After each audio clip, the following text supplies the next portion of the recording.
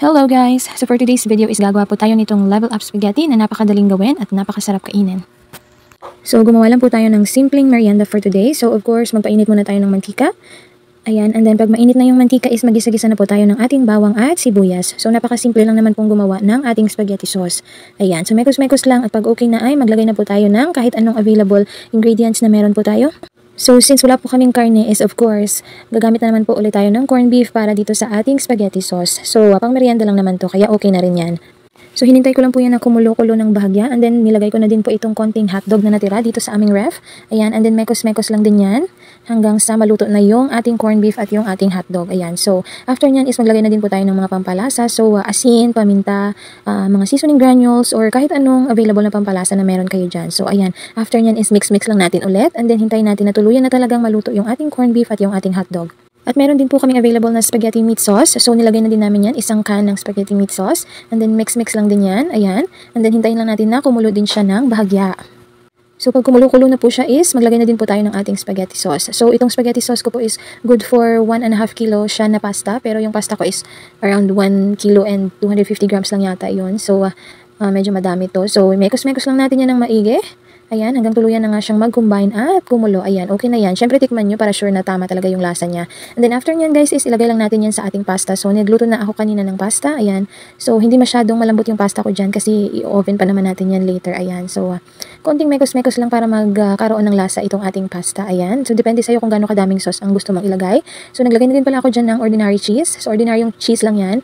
And then, mekos-mekos ko lang yan sa ating pasta kasama ng sauce.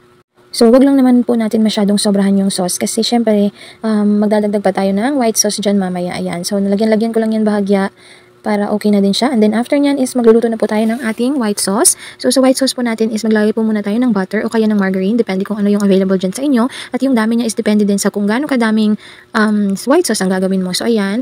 Maglagay na din tayo ng harina or cornstarch. Depende din kung anong available sa'yo. And then, gumamit po ako dyan ng isang can ng evaporated milk.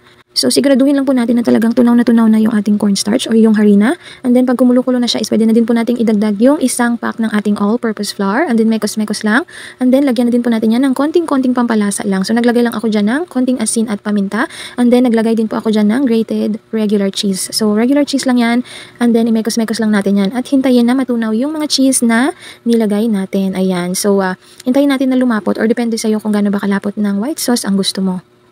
So, medyo nagmamadali nga ako guys, kaya okay na sa akin yung lapot na ganyan. Ayan, so pwede na yan. Maging masarap pa rin naman yan. So, after nyan is pwede na po natin itong ilagay sa taas ng ating spaghetti na hinalo kanina. So, make sure lang natin na makover natin lahat. As much as possible, mas masarap talaga pag na-cover natin siya. So, mas maraming white sauce, mas magiging masarap siya. So, depende sa'yo kung gano'ng kadaming white sauce ang ilalagay mo at ang lulutuin mo. Ayan, so make sure ko lang na talagang makover siya lahat.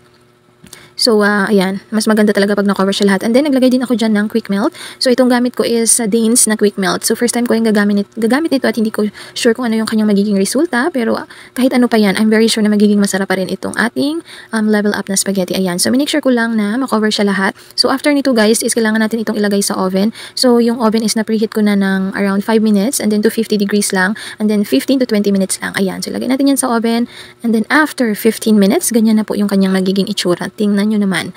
Paglabas pa lang ito sa oven, talagang sobrang bango niya. Amoy lasagna siya guys. Ayan. So, napakabongga at medyo nasunog-sunog pa nga yung cheese. Pero yun yung gusto ko. Masarap talaga pag ganyan yung pagkasunog-sunog ng cheese. So, ganyan yung kanyang itsura. And then, syempre, ano bang next na gagawin is tikman natin siya. Ayan.